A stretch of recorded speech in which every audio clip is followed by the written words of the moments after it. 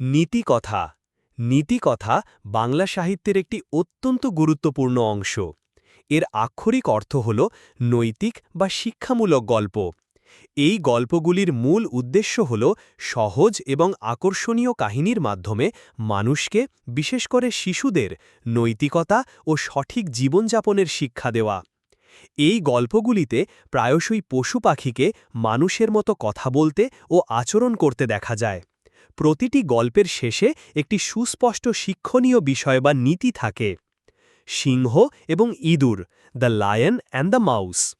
কাহিনী: এক সিংহ একটি ছোট ইঁদুরকে ধরে ফেলে, কিন্তু ইঁদুরের অনুরোধে তাকে ছেড়ে দেয়। পরে যখন সিংহ শিকারীর জালে আটকা পড়ে, তখন সেই ছোট ইঁদুরটি জাল কেটে তাকে বাঁচায়।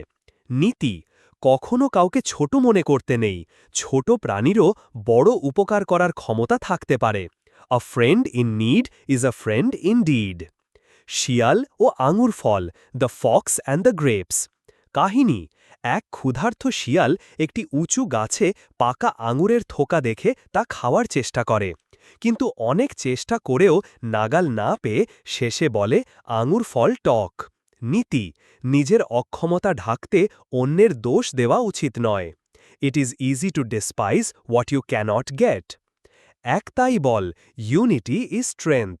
কাহিনী: এক কৃষক তার ছেলেদের একতা শেখানোর জন্য প্রত্যেককে একটি করে লাঠি ভাঙতে দেন, যা তারা সহজেই পারে।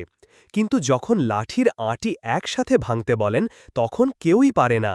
নীতি: একতাই বল, ইউনিটি ইজ স্ট্রেংথ।